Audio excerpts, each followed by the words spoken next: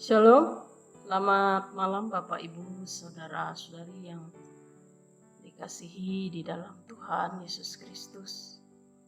Selamat berjumpa kembali dalam Renungan Harian Firman Tuhan edisi Kamis 24 Juni tahun 2021. Bersama saya kembali Pendeta Sri Supawati. Adapun firman Tuhan yang akan bersama-sama ingin kita renungkan terdapat di dalam kitab Perjanjian Baru, tepatnya di dalam 2 Korintus pasal yang ke-7, ayat yang ke-2 hingga yang ke-16. Sebelum kita bersama-sama merenungkan firman Tuhan, mari kita persiapkan hati dan pikiran kita untuk berdoa menyambut firman Tuhan. Kita berdoa. Bapa yang Maha Kuasa, Bapa kami yang ada di surga, pada saat ini Tuhan, kami kembali dipertemukan persekutuan iman, di mana saat ini kami akan merenungkan firman-Mu. Hadirlah Engkau dengan Roh yang kudus untuk menolong kami, supaya kami dapat mengerti dan memahami akan firman-Mu. Bukalah hati dan pikiran kami, dan tolonglah kami. Enyahkanlah kuasa-kuasa kegelapan. Suci kuduskan hati dan pikiran kami. Terima kasih Bapa di surga, kami siap, sedia untuk menyambut, mendengarkan firman. Dalam nama Tuhan Yesus Kristus kami berdoa. Amin. Bapak Ibu Saudara-saudara yang dikasihi di dalam Tuhan Yesus Kristus, firman Tuhan untuk kita pada saat ini mengambil suatu tema adalah duka cita yang menghasilkan pertobatan. Bila kita berbicara tentang kata duka cita, tentunya mungkin kita langsung berpikir tentang duka cita itu sesuatu yang menyedihkan, sesuatu yang tidak menyenangkan, yang membawa kesedihan yang mendalam di dalam hati dan diri kita. Karena yang namanya duka cita adalah sesuatu yang membuat kita kehilangan orang-orang yang kita kasihi, yang kerap terjadi kita alami. Namun di dalam firman Tuhan, kita pada malam hari ini berbicara tentang duka cita dalam versi lain. Rasul Paulus katakan bahwa duka cita yang menghasilkan pertobatan adalah tidak kepada hal yang dinyatakan ketika kita kehilangan. Tetapi yang mau dikatakan oleh Rasul Paulus di sini adalah duka cita yang merupakan bentuk wujud dari penyesalan yang mendalam dari seseorang yang merasa berdosa dan ia menyesali dosanya. Sehingga di dalam penyesalannya ini mengajarkan ia banyak hal yang membuat ia mengalami perubahan dalam perilaku. Sehingga dari hasil penyesalannya ini, ia berubah menjadi orang yang sungguh-sungguh memiliki perilaku yang berbeda dari perilaku yang sebelumnya.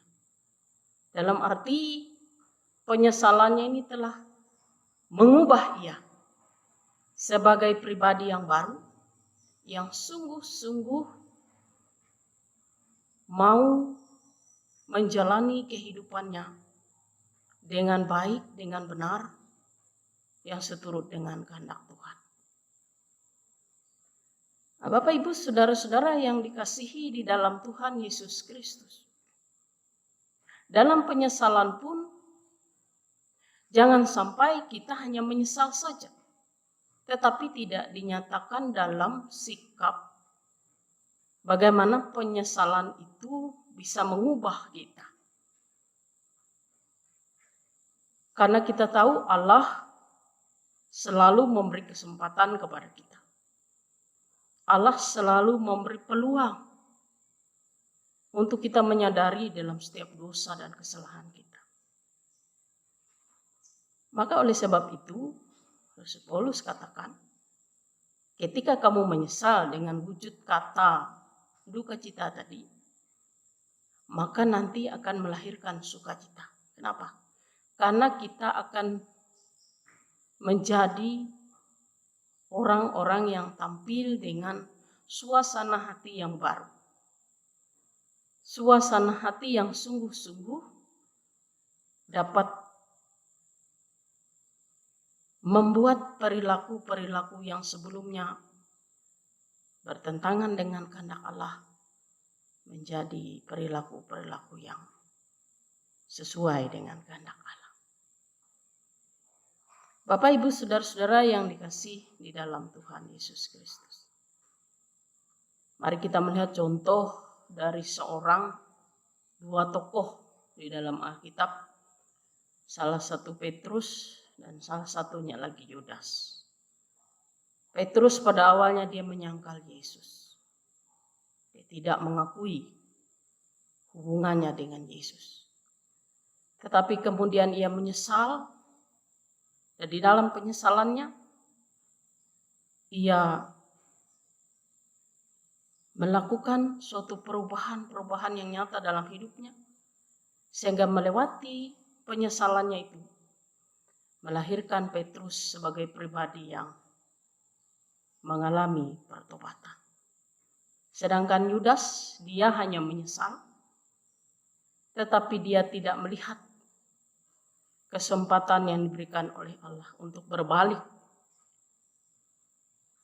mengubah penyesalannya itu menjadi sesuatu yang baik.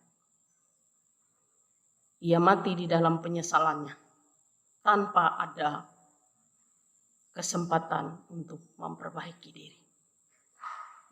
Jadi Bapak Ibu saudara-saudara yang dikasihi di dalam Tuhan Yesus Kristus, kalau kita memaknai judul surat Rasul Paulus ini, sukacita sesudah duka cita. Itu yang nampak kepada orang yang, sekali lagi saya mau katakan, yang sudah sungguh-sungguh menyesali dosanya, akan menjadi pribadi yang berbeda, dan ia benar-benar dapat memanfaatkan apa yang menjadi kesempatan yang diberikan oleh Allah untuk ia bertobat. Jadi kesukaran hidup ini tentunya sangat berharga untuk bisa menjadi bahan nasihat, menjadikan kita belajar. Seperti orang katakan, belajar dari kesalahan itu sesuatu yang sangat penting, atau pengalaman mengajarkan banyak hal dalam kehidupan kita.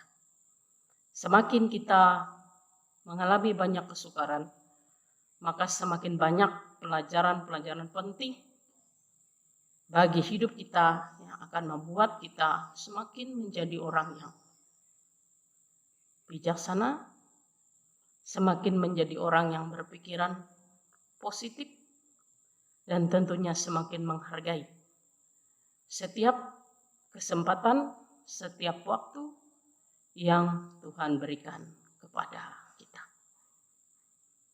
Amin. Kita berdoa. Bapa di surga, kami bersyukur karena pengasihan-Mu di dalam kehidupan kami yang luar biasa. Kami ada karena kasih-Mu, kami terpelihara karena berkat-Mu, dan kami hidup karena anugerah.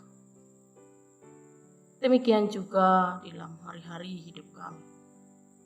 Bagaimana kami terkadang menjalani kehidupan yang tidak sesuai dengan kehendak. Tetapi seperti Rasul Paulus katakan, mari menyesal dalam wujud perkataan sebagai bagian dari duka cita, kesedihan kita. Kenapa kita sampai jatuh ke dalam dosa yang membuat kita menyesal? Oleh sebab itu, biarlah lewati firman-Mu ini menolong kami supaya kami boleh tidak hanya berkeluh kesah dalam penyesalan, dalam duka cita kami, tetapi kami berusaha untuk bisa bangkit dan mengubah cara hidup kami sehingga kami boleh menjadi orang yang bertobat. Terima kasih Bapa di surga, materaikan firman-Mu itu di dalam hati kami. Dan kami juga bersyukur, berterima kasih atas penyertaan Tuhan dalam hari-hari kehidupan kami. Kami mendoakan untuk sidang jemaat kami semuanya, terkhusus di resort IKI Sampit, juga di jemaat-jemaat di mana kami boleh melayani.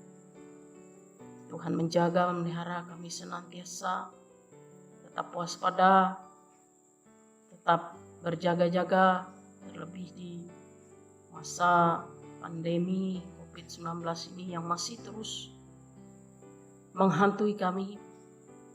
Biarlah kami tetap terus bersandar, meyakini Tuhan akan senantiasa menjaga, melindungi kami.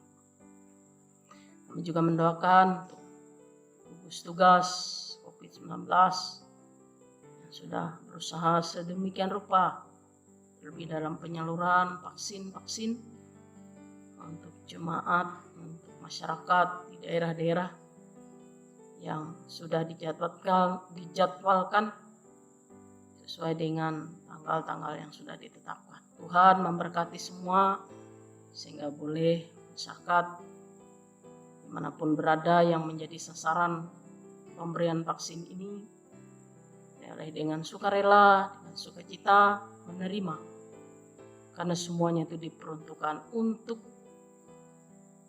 menambah, menguatkan imun tubuh dan juga untuk kesehatan supaya bisa melewati keadaan pandemi COVID-19 ini.